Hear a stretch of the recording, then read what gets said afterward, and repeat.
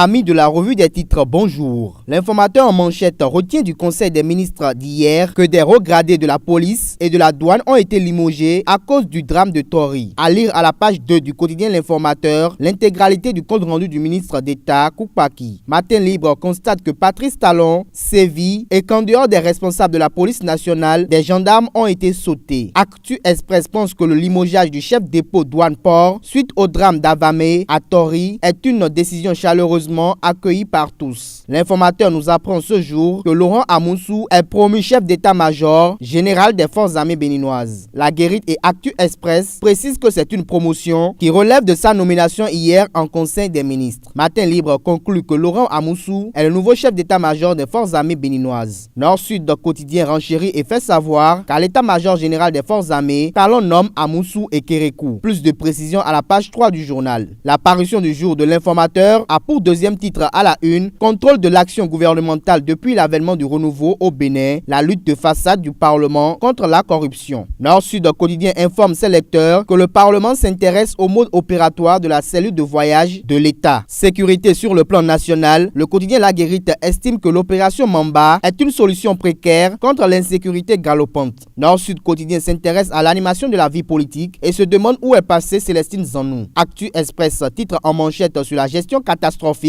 de la Sogema avant l'avènement de la rupture et dévoile que des milliards de dettes sont impayées par les occupants de place dans les marchés sous tutelle. La Guérite publie ce matin qu'au port autonome de Cotonou, la STTB perd officiellement son agrément. À cet effet, Matin Libre cherche à savoir si la fermeture de la STTB par le gouvernement est le chemin balisé pour le retour du PVI. En manchette du quotidien Matin Libre ce jour, diplomatie patriote du Front National en Afrique, ONG Aganer, Jude Bénin et COMEF, la génération souverainiste. Plus de détails à la page 3 du Canard. La Guérite relaye ce matin et attire l'attention sur le fait que dans la commune de Parakou, l'obscurité cautionne les scènes obscènes. À lire à la page 3 de l'apparition de l'informateur, la chronique du jour écrite par Jérôme Carlos, intitulée Réinventer le débat.